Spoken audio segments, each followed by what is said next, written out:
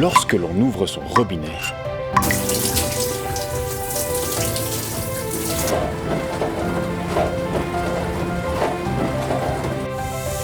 on ne réalise pas tout le chemin que l'eau a parcouru.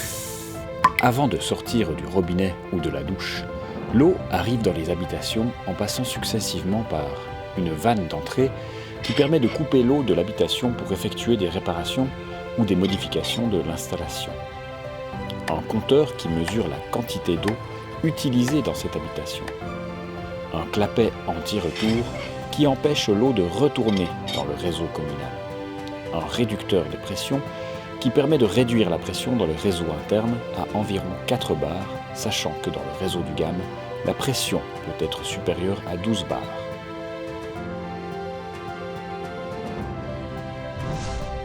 L'eau distribuée aux habitations provient du réseau communal.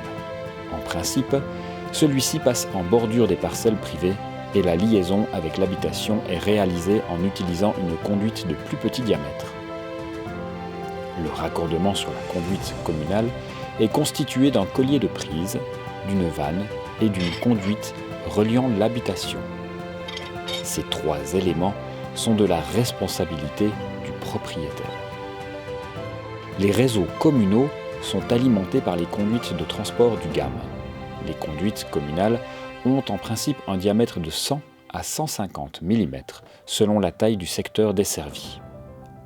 À chaque branchement d'une conduite communale sur les conduites du GAM, une vanne est mise en place afin de pouvoir fermer le secteur lors de rupture de conduite, de modification ou d'agrandissement du réseau.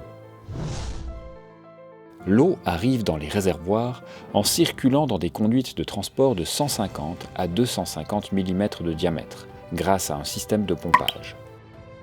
Celui-ci permet de remplir les réservoirs et simultanément les conduites du GAM qui fournissent en eau tout le réseau du plateau du Mouret et environ.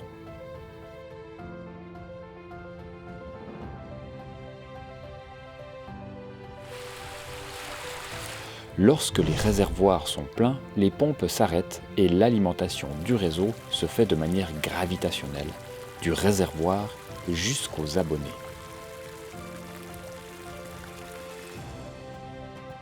Les réservoirs se composent de 2 cuves, l'une pour la défense incendie et l'autre pour l'alimentation du réseau. La cuve incendie doit obligatoirement être pleine alors que le niveau de la cuve d'alimentation varie constamment soit par le pompage, soit par le soutirage d'eau par les abonnés. L'eau entre dans le réservoir par la cuve incendie et par un système de déversoir passe ensuite dans la cuve alimentation. Ceci permet même, si la cuve incendie reste toujours pleine, un renouvellement régulier de l'eau dans les 2 cuves. La station de pompage recueille l'eau du puits de captage.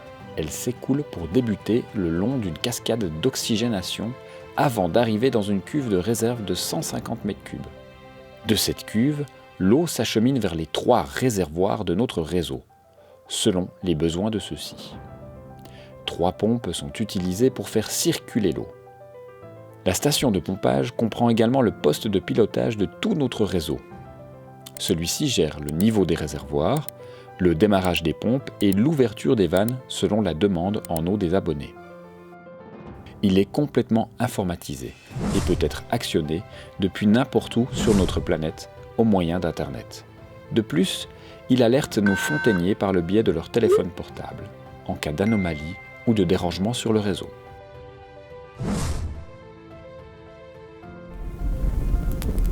Il est également possible d'actionner les vannes incendie des réservoirs si la demande provient des commandants du feu. Le puits de captage est également muni de 3 pompes, mais celles-ci sont immergées. Elles permettent d'extraire l'eau de la nappe phréatique à la cuve de réserve de la station de pompage.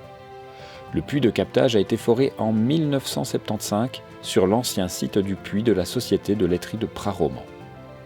Il a une profondeur de 38 mètres et un diamètre de 1 mètre. Ce puits est de type artésien, ce qui veut dire que l'eau remonte en continu par pression sur la nappe phréatique.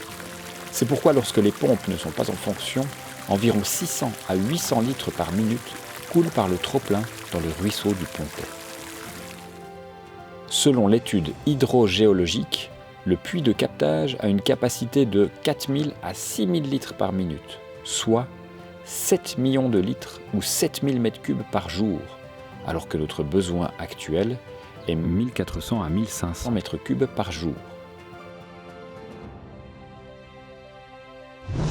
La nappe phréatique s'étend du puits de captage du moulin à Benz jusqu'au Pratzet et reprend les eaux de pluie du versant nord du Cousimbert.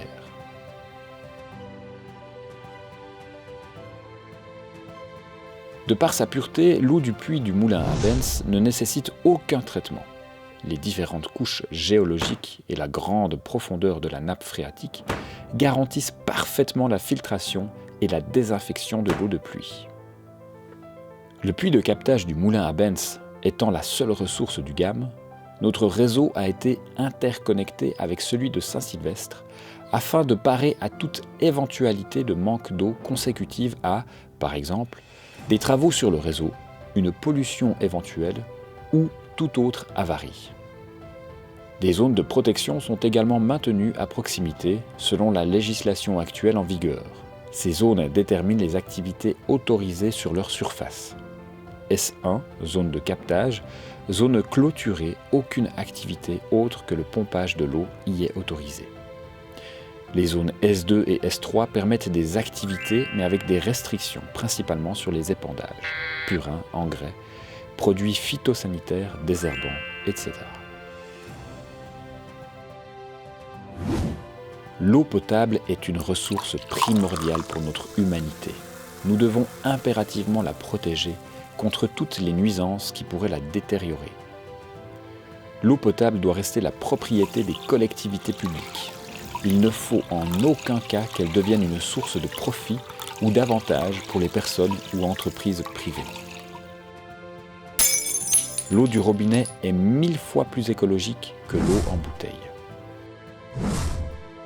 La principale source d'eau potable reste l'eau de pluie, goutte après goutte.